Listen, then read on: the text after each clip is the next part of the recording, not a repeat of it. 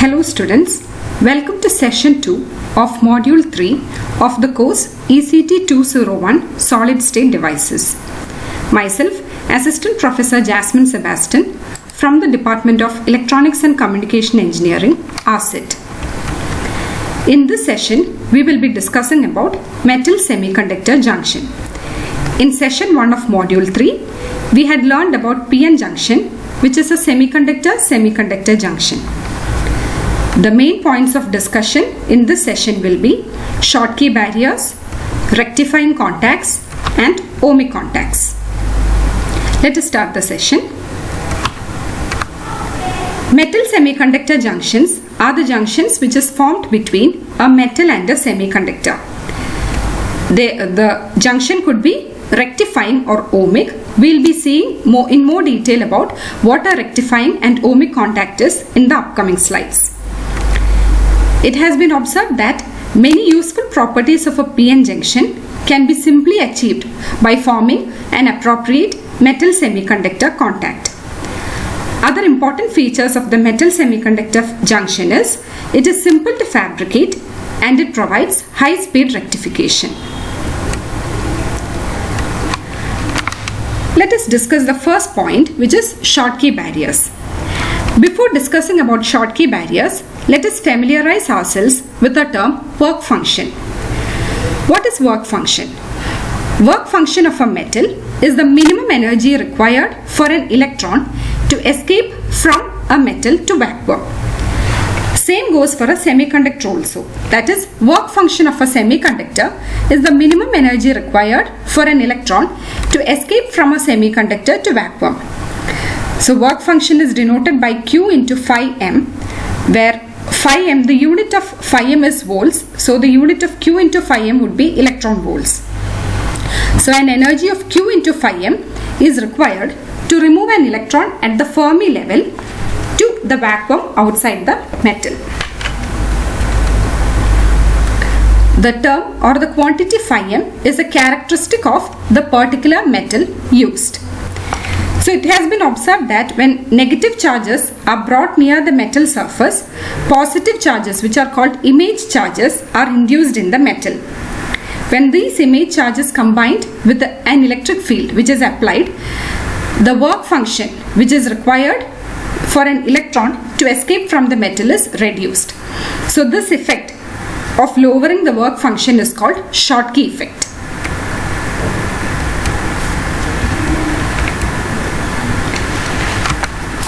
This figure shows the formation of a Schottky barrier by bringing an N-type semiconductor in contact with a metal. The figure shows the energy band diagrams of the metal and the semiconductor before and after forming the junction. The band diagram of the junction shown in this figure is that at equilibrium. Let us see the details. Let us assume that in the formation of this particular metal semiconductor junction, a metal with work function phi m or Q phi m is brought in contact with a semiconductor having a work function Q into phi s. Let us also assume that the semiconductor is N-type. In the previous figure, the semiconductor is N-type, and we can clearly see from the figure that phi m or Q into phi m is greater than Q into phi s. Since the semiconductor is N-type, the Fermi level of the semiconductor is closer to the conduction band. The N-type semiconductor has electrons in the conduction band, and when you look at metals, there are many empty states in the metal. So when this junction is formed, what happens is electrons flow from the semiconductor to the metal. So when electrons leave the semiconductor and flow into the metal, a net positive charge is formed in the semiconductor, which we can see in this figure, and a net negative charge is formed in the metal. So because of this positive and negative charge, an electric field and a contact potential is developed, and this electric field further it opposes any further flow of electrons, and that you can see that contact potential developed is equal to Q into phi m minus phi s.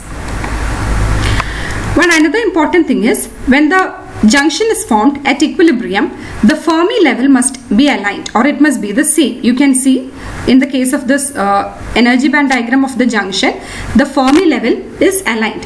So in order for the Fermi level to be aligned, we saw that the electrons flow from n-type semiconductor to the metal.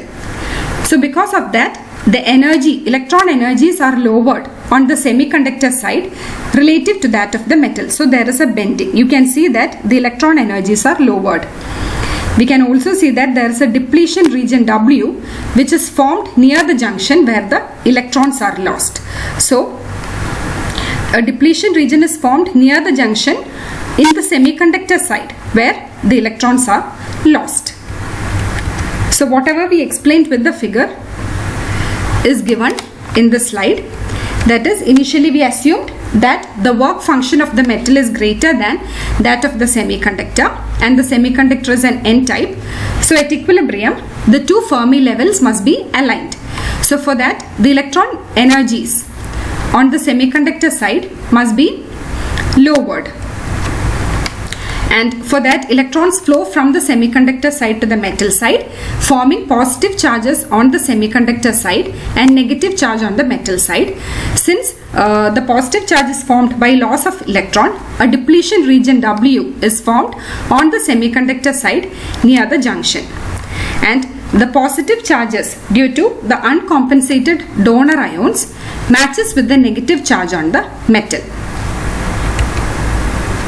We also talked about a contact potential V0 which is formed due to the flow of electrons from the semiconductor to metal, and this contact potential prevents further electron movement, and that contact potential is the difference in the work function potentials phi m and phi s.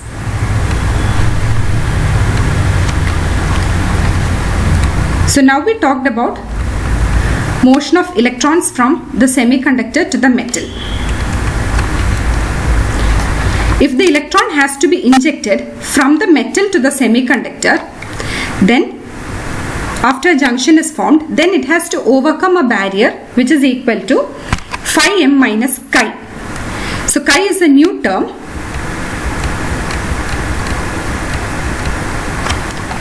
It is called electron affinity. Q chi is electron affinity, and it is measured from vacuum level to the semiconductor conduction band edge. So the potential barrier that has to be overcome for an electron from the metal to flow into the semiconductor is phi m minus chi. So till now we discussed about a metal semiconductor junction where the semiconductor is n-type. Let us see the same when the semiconductor is p-type. The figure is given here. In this case also, the Fermi levels at both the metal side and the semiconductor side must align at equilibrium.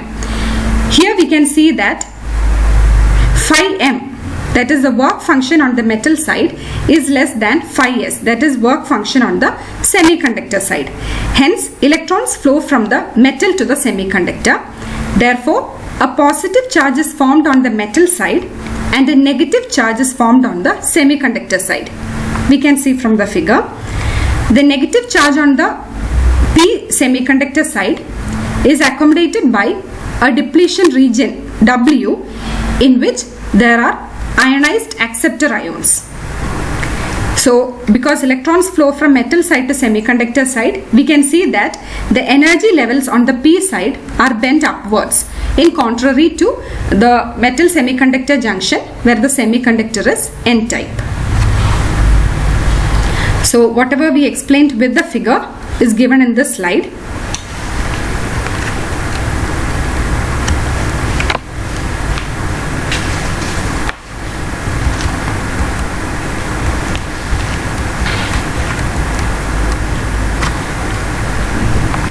So we saw the case of an n-type, a metal semiconductor junction where the semiconductor is n-type and phi m is greater than phi s. Also we saw a metal semiconductor junction where the semiconductor is p-type and phi m is less than phi s. In both these cases, when the semiconductor is n type and phi m is greater than phi s, it is a rectifying contact, and for a p type, if phi m is less than phi s, it is a rectifying contact. In the case of an n type, if phi m is greater than phi m is less than phi s, it becomes an ohmic contact. And in the case of a p type semiconductor metal junction, if phi m is greater than phi s, it is an ohmic contact. We will see in more detail what is a rectifying and ohmic contact. So let us see more details about rectifying contacts. So we discussed that in a metal semiconductor junction, if the semiconductor material is n type, a rectifying contact is formed when the work function of the metal, that is phi m, is greater than phi s. If the semiconductor is p type, a rectifying contact is formed when phi m is less than phi s. So let us consider the case of a rectifying contact where the semiconductor is n type. So when you forward bias such a metal semiconductor junction, as in the case of a PN junction, the contact potential is reduced. If V is the forward bias voltage that is applied, then the contact potential is reduced from the equilibrium contact potential V0 to a value V0 minus V. Now what do you mean by a forward bias voltage? We are talking about a metal semiconductor junction where the semiconductor is n type. So here forward biasing means applying a negative potential on the n side, that is to the semiconductor, and a positive potential to the metal. So what happens when a negative potential is applied to the n side and a positive potential to the metal? What happens is electrons in the conduction band of the n-type semiconductor diffuse across the depletion region to the metal. So this gives rise to a forward current in the opposite direction, that is from the metal to the semiconductor through the junction. So reverse biasing is just the opposite. If the semiconductor is n type, you apply a positive potential to the n side and a negative potential to the p side. That is what you mean by reverse biasing.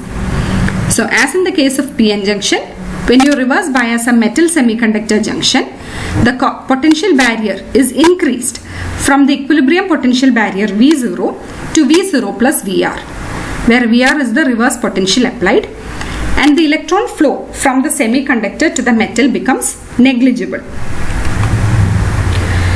So whether the semiconductor metal junction is forward biased or reverse biased, the barrier which has to be overcome for an electron to flow from the metal to the semiconductor is the same, that is phi m minus chi. And the diode equation, diode current equation is similar to that of a PN junction. It is given by I is equal to I0 into e raised to qV by kT minus 1, where I0 is the reverse saturation current. So these are the two cases. We are considering a metal semiconductor junction where the semiconductor is n type. So this is the case when the junction is forward biased. We said that the contact potential lowers from V0 to V0 minus V, and the reverse current, which is due to flow of electrons from metal to semiconductor, it has to overcome a barrier of Q into phi m minus chi in both the cases, whether the junction is forward biased or reverse biased. Also, the difference in the case of reverse biased metal semiconductor junction is that the potential barrier has been risen to V0 plus VR from the equilibrium potential barrier of V0. And the diode equation showed that the current follows an exponential relationship with the reverse saturation current. So that is given in the IV characteristic. That is when it is forward biased, that is when V equal to plus V, the current flows an increasing exponential relationship.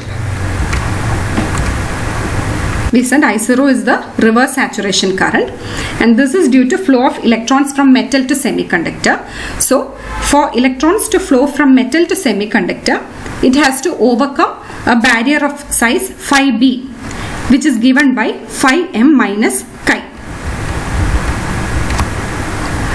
This barrier phi m minus chi or phi b is not affected by the bias voltage.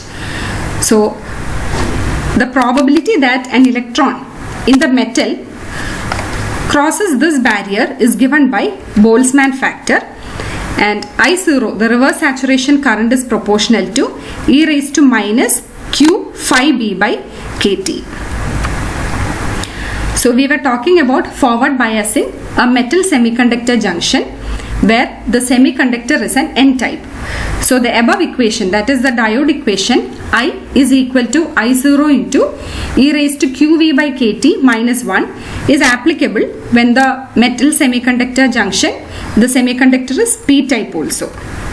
So when the semiconductor is p-type, forward biasing means applying a positive potential to the p side in relative to the potential applied to the metal.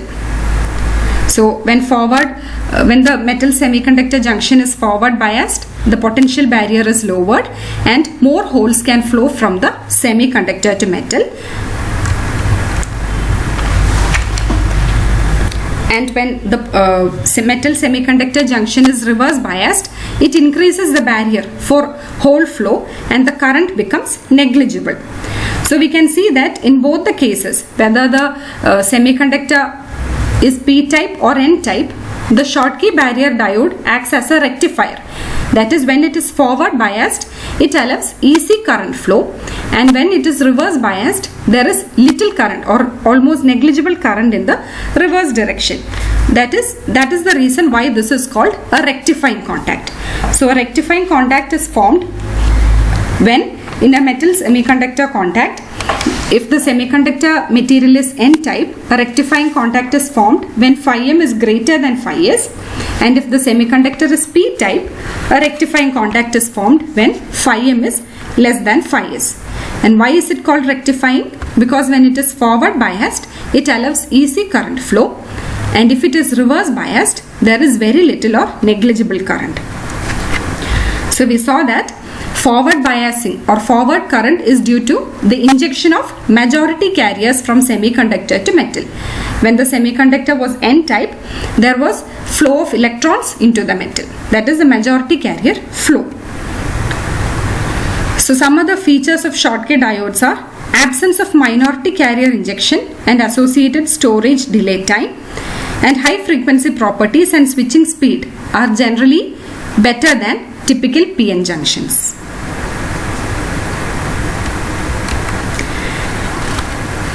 Now let us discuss about the second type of metal semiconductor junction, that is the ohmic contact. We saw that the rectifying contact acts as a rectifier. When it is forward biased, the relationship between I and V is exponential, and when it is reverse biased, there is very little or negligible current that flows in the reverse direction. The important feature of an ohmic contact is that it has got a linear IV characteristic in both the biasing directions. So let us take the case of a metal semiconductor junction where the semiconductor is n-type. So we said in one of the previous slides that for a metal semiconductor junction to form an ohmic contact, when the semiconductor is n-type, the work function of the metal must be less than the work function of the semiconductor. Let us see that case with the figure. So here it's a metal semiconductor junction where the semiconductor is n-type and the work function phi m of the metal is less than the work function phi s of the semiconductor. So when a junction is formed, we said it becomes an ohmic contact. So here, when the junction is formed, as in the previous case at equilibrium, the Fermi levels must be aligned. You can see at equilibrium Fermi levels must be aligned. So for that, the electron energies on the n side must be risen. So electrons flow from the metal to the semiconductor in this case. So when phi m is less than phi s, in the case of a metal semiconductor junction where the semiconductor is n-type, the Fermi levels have to be aligned at equilibrium, and this is aligned by transferring electrons from the metal to the semiconductor. So because of this, the electron energies of the n-type semiconductor is risen. You can see that the electron energies have risen. So the barrier between electron flow, barrier of electron flow between the metal and the semiconductor is very small and can be overcome by a small voltage. So in the case of a p-type semiconductor, an ohmic contact is formed when phi m is greater than phi s. This is the case of a p-type semiconductor. You can clearly see that the work function of the metal phi m is greater than phi s, and when you bring this type of a metal and a p-type semiconductor together, it forms an ohmic contact. So here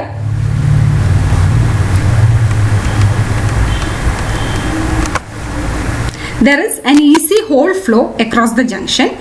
So another change from rectifying contacts is there is no depletion region that is formed in the semiconductor, because in order to align the Fermi levels, there is an accumulation of majority carriers in the semiconductor.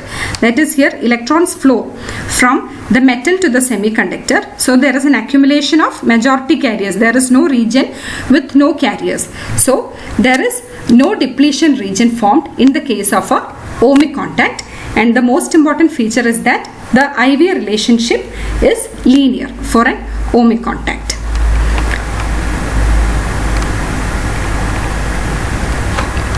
So in this session we have discussed about metal semiconductor junction, we have discussed about Schottky barriers, then we discussed ohmic contacts and rectifying contacts. We understood the difference between the same. In the next session, which is the final session of module 3, we will be discussing about transistors. Thank you.